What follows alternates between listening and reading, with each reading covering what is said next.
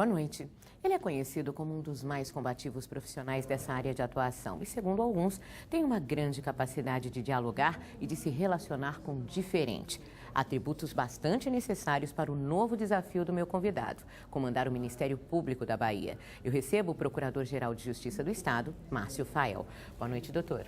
Boa noite, Silvana. Doutor, o Ministério Público é um advogado da população que defende casos em que muitas vezes a própria população não sabe que precisa ter os direitos garantidos. É uma definição adequada essa? É, Silvana. Agora, a gente precisa realmente oferecer alguns esclarecimentos. O advogado, na acepção mais conhecida da população, é aquele que defende o interesse de uma pessoa determinada. Eu diria que o advogado defende interesses particulares, interesses de indivíduos. O promotor, ele defende interesse de um número maior de pessoas. Por isso que a gente diz advogado da sociedade. Ele não defende o interesse de João, mas de João, de Maria, de Antônia, seja na área de educação, na área de saúde, na área de segurança. Então, ele não é aquele advogado na sua terminologia mais comum, de tem um constituinte que o constituiu. O promotor é para a população uma dimensão maior. O senhor já está no Ministério Público há muitos anos, inclusive atuando aqui em Salvador, mas agora assumiu recentemente, há menos de 2 meses na realidade, vai completar 2 meses aí hoje, amanhã, né, de atuação como Procurador-Geral de Justiça. Qual o principal desafio nesse novo trabalho, nessa nova atividade? Silvana, os desafios são muito grandes, porque nós vivemos numa sociedade extremamente complexa. Tudo exige hoje uma análise bastante criteriosa, porque muitas vezes o promotor, o juiz ou até mesmo o advogado, eles podem, ao invés de ajudarem na solução de um problema, agravá-lo. Por quê? Porque nós tomamos decisões, seja o juiz quando julga, seja o promotor quando aciona a máquina da justiça. São posições de decisão e decisões causam impacto na vida das pessoas, de modo que precisamos cada vez mais ter a condição de analisar as consequências dos nossos atos, não olhar apenas, por exemplo, propus uma ação, eu tenho que imaginar qual é a consequência do ajuizamento e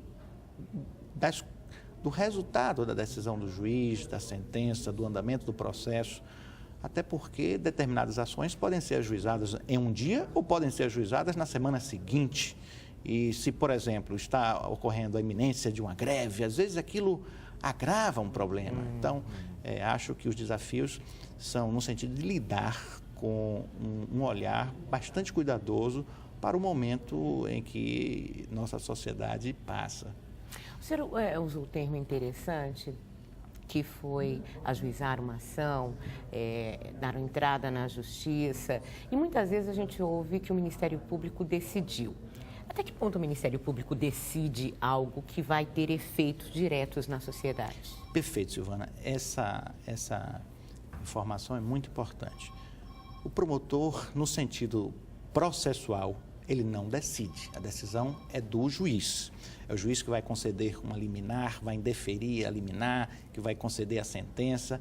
Agora, o promotor, quando ele entra com a ação, ele ajuiza uma ação, ele tomou uma decisão. Porque ele poderia, por exemplo, na área criminal, teoricamente, promover o arquivamento daquele assunto. De modo que ele também tem um poder de decisão. Agora, no sentido mais técnico, processual, a decisão é do juiz. Se existe um processo em curso, quem decidirá é o juiz, não é o promotor. Mas o juiz decide e o promotor recorre. Então, ele promove que aquele processo seja julgado por uma outra instância. Então, o promotor, o advogado, eles participam do processo decisório. Mas no sentido mais técnico, de fato, a decisão é do juiz. Agora, dentre essas áreas de atuação do Ministério Público, que são imensas, né? São inúmeras na realidade, hoje, qual o senhor vê como a área mais sensível dentro da complexidade da nossa sociedade? Silvana, Eu digo que a saúde talvez seja a área mais sensível, porque ela envolve muito mais do que o conhecimento da legislação. É muito comum se ouvir falar, saúde é direito de todos e dever do Estado.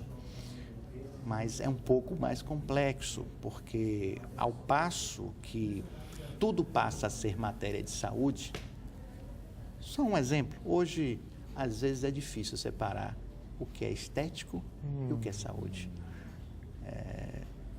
Várias situações surgem, né, no país em que essa pergunta passa a ser um desafio.